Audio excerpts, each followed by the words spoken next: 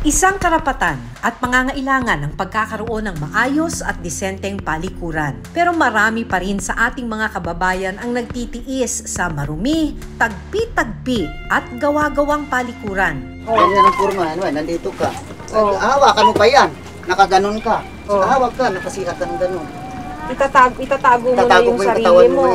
Dito sa Pilipinas, nasa 50 milyong tao ang walang sariling palikuran na may sapat na sewerage treatment para sa dumi ng tao.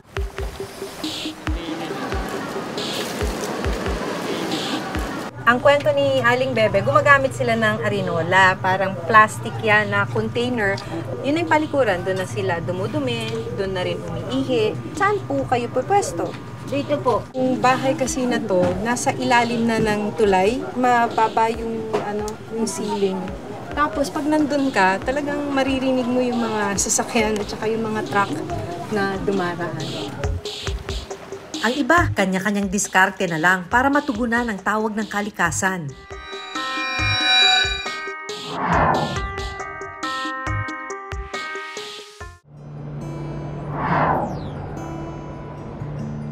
Sa komunidad na ito, dito sa Islang Puting Bato, lahat ng mga residente walang sariling banyo, maliban na lang dun sa mga makeshift na palikuran. Dito nga sa kalsadang ito, minsan makikita mo yung dumi ng tao, may mga naliligo na rin dito sa mismong kalsada o kaya naglalaba.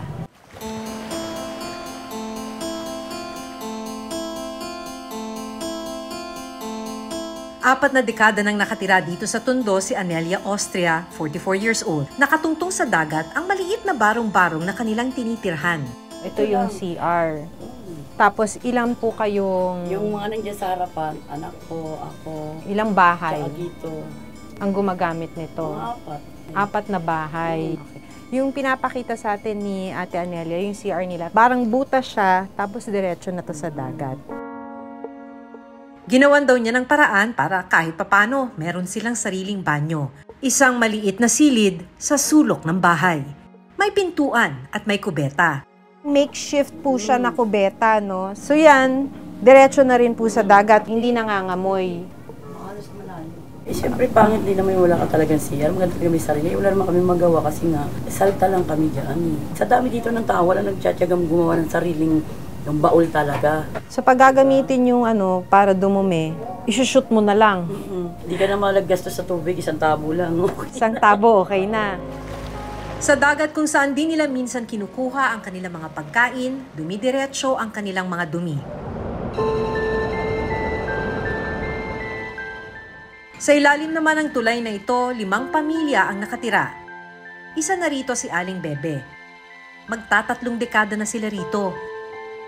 Ngayong umaga, bitbit niya ang isang balde, hindi para magigib o maglaba, kundi para itapon ang mga naipon na nilang human waste sa loob ng 2 araw. At dahil walang sariling palikuran, sa gitna na sila ng kalsada naliligo at nagkukuskus ng katawan. Ang kubita namin, arinola. Yung ng pintura, lalagyan ko ng plastic. Tapos yung kasama ng tumahe, natali namin, tatapon namin sa basura. Diyan naman, pag may pera kami pambayad, diyan kami nagsisiyar sa tawid. 10 piso. Binisita ko ang tinutulugan niyang bahay sa ilalim ng tulay. Ipinakita ni Aling Bebe kung paano ang diskarte nila sa tuwing kailangang dumumi. Gumagamit sila ng arinola, parang plastic yan na container. Yun yung palikuran, doon na sila dumudumi, doon na rin umiihi. Pero saan po kayo pupwesto? Dito po, tinasakpan ko lang po ng plywood sa labas dito. Hindi ba kayo natatakot na baka bigla na lang may dumating? Inano po namin, sinisigawan po namin. Uy, wag muna kayo pumunta rin, nagsisiyar kami. Ito, ginagaya, pag dumudumi kami, yan, ganyan. Lalagyan na po ng plastic. Ganyan. Okay. Tapos na namin dumumi, tatali na namin yan. Itatapon namin ngayon sa basuran. Ano ho yung hirap ng walang sariling CR? Ma'am, mahirap talaga. Wala kami magagawa, wala kami matirahan na iba. Nagtiis na lang kami dito. Nandito sa taas yung bahay nila Aling Bebe. Bale, yung bahay kasi na to, nasa ilalim na ng tulay. Mababa yung, yung ceiling. Tapos pag nandun ka, talagang maririnig mo yung mga sasakyan at saka yung mga truck na dumaraan.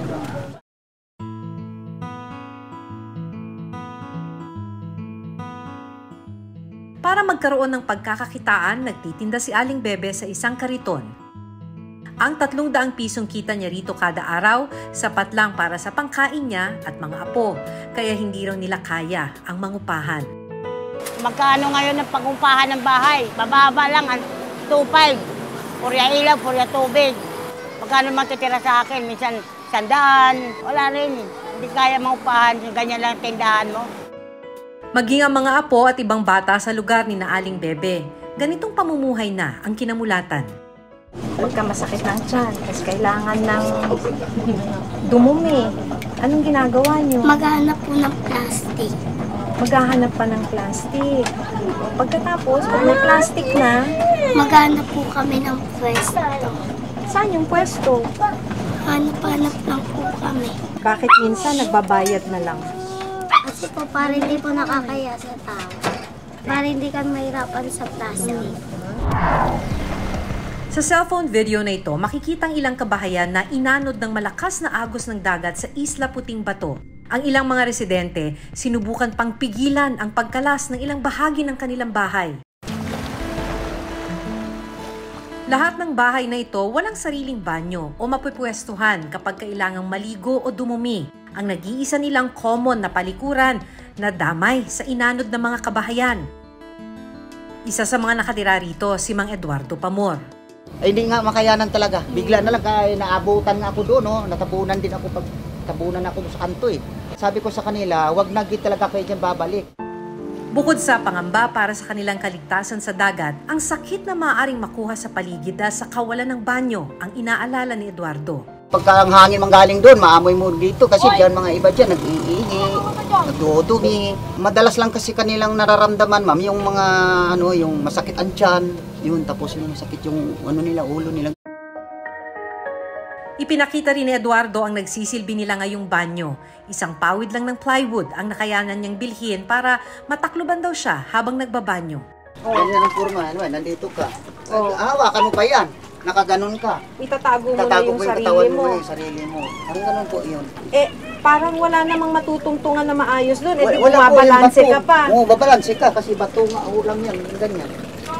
Nakakadagdag ba yun sa... Yung kawalan ba ng parang dignity? Yun, parang ganun po mga hindi mo malaman sa sarili mo kung gagawin sa sarili mo. Makakahiya talaga, hindi yung katulad talaga yung CR nga disinting CR nga medyo maganda. Ayon sa UNICEF, nasa 4.4 bilyong tao sa buong mundo ang walang sariling palikuran. Dito sa Pilipinas, nasa 50 milyong tao ang walang sariling palikuran na may sapat na sewerage treatment para sa dumi ng tao. Sa bilang na ito, nasa 24 na milyong Pilipino ang gumagamit ng unimproved o improvised na palikuran para matugunan ang tawag ng kalikasan. Ayon sa eksperto, may panganib na dulot ang kawalan ng maayos na disposal at sewerage treatments, tulad ng ilang iba't ibang waterborne diseases. Isa sa pinaka-common cause ng problema natin sa bansa ay diarrhea. At ang problema natin sa diarrhea the lack of potable water, brought about also by the lack of sanitation. Nagga-gastroenteritis, ang iba nagta-typhoid fever, ang iba nagkakaroon ng cholera. Number 2 problem ninyan, it will deter economic progress. Pagka ang palikuran mo ay hindi maganda, that tells about poverty. Part of that is paglalagay ng tamang pondo para sa Department of Health at ilaan sila in partnership with the DILG on how we can provide palikuran. Ang Department of Health naman minsan ang tinarget ang 100% toilet coverage sa buong bansa bago mag-2022. Malinaw na hindi ito natupad. Kailangan ng bawat isa sa atin ng maayos na banyo o palikuran. Kaya naman sana, mas pagtuunan na ng pansin ng gobyerno ang tila tinanggap na lang na sitwasyon ng marami nating kababayan. Hindi lang upang mapigilan ang pagkalat ng anumang sakit sa isang komunidad, kundi para maibigay sa kanila isang simpleng karapatan at manatili ang kanilang dignidad. Ako si Maki Pulido at ito ang Reporter's Notebook.